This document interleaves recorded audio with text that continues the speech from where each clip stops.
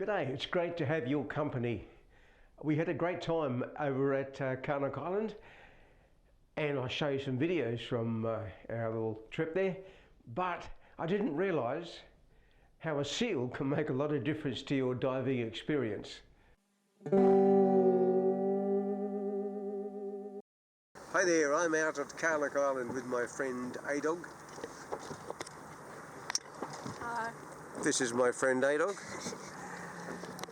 And we're at Carnac Island's just about 6 nautical miles off of Fremantle. And we're out here, we started doing a bit of diving, but I'm sorting out A-Dog's diving gear, but his weight belt was too light and he couldn't sink. I had some spare weight with me, but it wasn't heavy enough, unfortunately, so we've had to stop the diving and come out here to Carnac Island. You have to turn the heat off. So A-Dog at the moment is going to try my BC on and see if his weight belt is heavy enough. Where's my weight belt?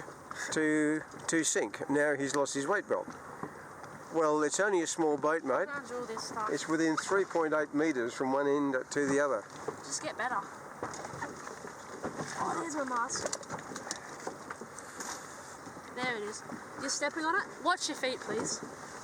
I'm stepping on his weight belt. Wow. How unfortunate is that?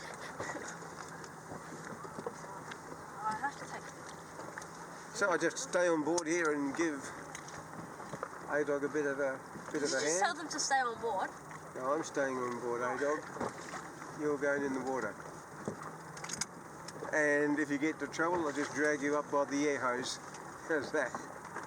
Sure, mate. Where are you going with that? Oh, you're just putting it around your neck to get it out of the way. I thought you were going to go out with your regulator stuck around your neck.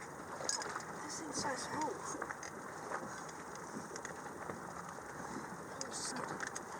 Piss off. You're getting too Oh, fat. that got my elbow so bad. Oh, Ow. good. Oh, that hurt like a... What type of boat is that? Still filming.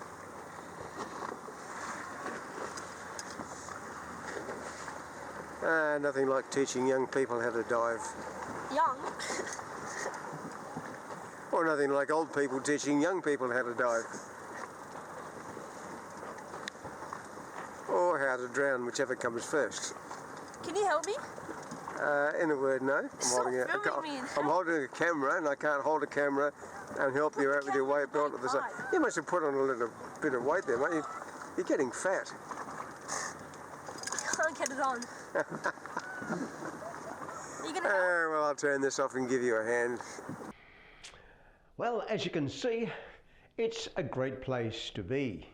That's a rhyme.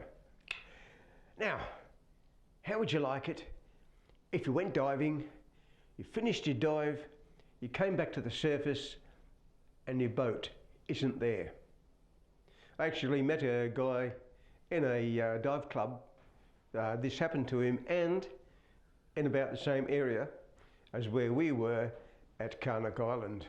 I was also doing a course with the local sea rescue group, which are based in the same area.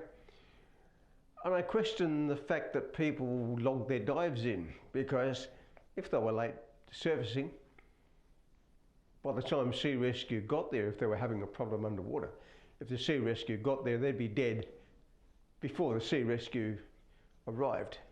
The guy said, no, it's mainly in case you're diving and your boat comes loose and drifts off.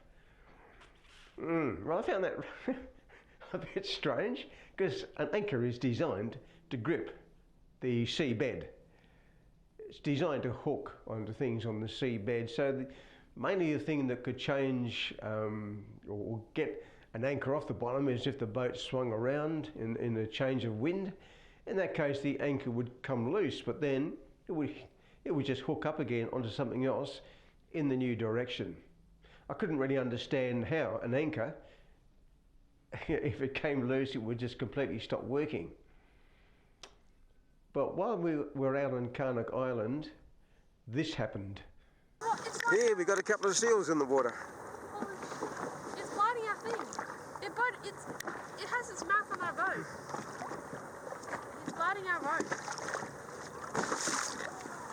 There's a seal underwater there, right near our anchor. It is too. Get away. The seal's biting the rope of our anchor. Get out of it. Good. Now go away. Look at that. Bloody beautiful. Holy crap. That's so sick. That was so cool, Paul. No, not biting the rope of the anchor, though. Well, who would have believed that this could happen? You know, we were just sitting out in the boat enjoying the sunshine and the water, having the occasional dip, and a seal came along and started chewing on our anchor line. Now imagine if I'd been diving. You know, the seal would have chewed through the anchor line and the boat would have taken off. So this certainly answers that question of why so many boats in that area are just coming loose of their anchor. I don't know if, you know, there is a possibility that the seal wasn't actually biting the anchor line. I didn't leave it in its mouth long enough to see if it was going to damage the anchor line. I just pulled it out as soon as possible. Later on, I examined the anchor line and found there was no damage to it at all. So the seal could have been using it as floss or something to floss its teeth. Damned if I know. But it looked to me like he was trying to chew through the line. So basically, yeah, what do you reckon? Do you ever thought that a seal might bite through an anchor line? And is it necessary in that area to make, if you're going diving, is to make a seal-proof anchor line? Perhaps just a thin piece of steel going through the line to make sure it doesn't come loose. A-Dog is going to take us for a trip around Carnac Island. What a fantastic tour guide he is too. And we could walk among the seals. The law was we had to keep 5 metres away from the seals. The seals are just laying in the sun, sunning themselves, so they didn't mind us being there at all. But however, the West Australian government banned that.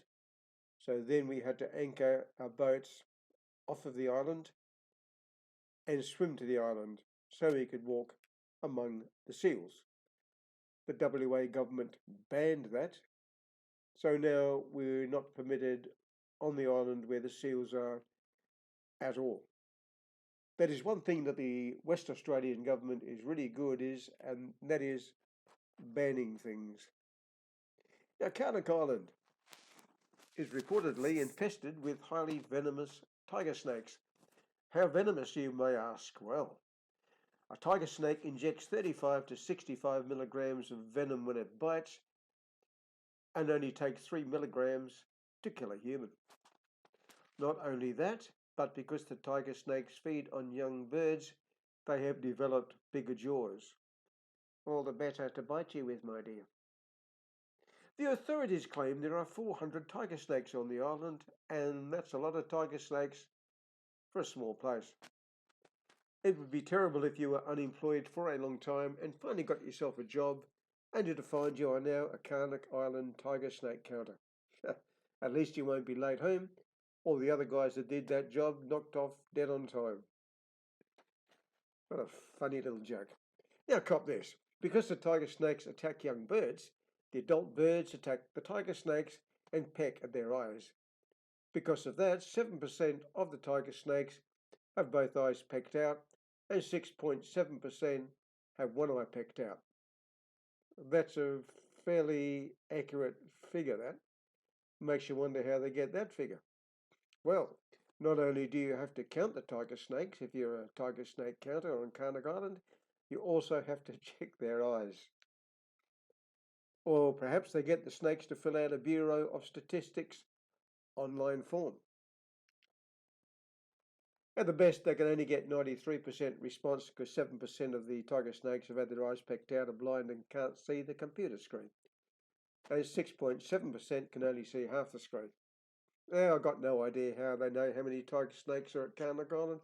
Probably some people trying to justify their existence by making up figures for the government. Well, how did the tiger snakes get onto Garden Island? Sorry, how did the tiger snakes get onto Carnac Island? Well, that's another story. I accidentally mentioned Garden Island there because I was looking at the screen and you could see Garden Island in the distance, which is also part of this very interesting story.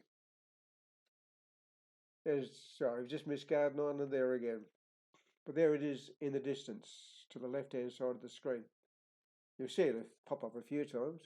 Anyway, geek theory is that Carnac Island was part of the mainland until the seas rose and cut the island off and stranded the snakes. Geeks like to explain their theories with seas going up and down. Another theory is that snakes swam from neighbouring Garden Island. And that was the island. There it is. You can just see it now in the middle of the screen. So one theory is that the snakes were stranded because they couldn't swim. The other theory is the snakes got onto the island because they could swim. Anyway, but reportedly at that time, the snakes were dumped there by a snake performer around the 1930s who went by the name of Rocky Vane, spelled V-A-G-N-E. His real name was Lindsay Harold Vane, and he came from New South Wales, where he spent some time in jail and was accused of animal cruelty. Because to demonstrate the snakes he was working with were venomous, he would get them to bite a small animal so the audience could watch the animal die. He's a very pleasant fellow. He got thrown out of New South Wales and ended up in Perth.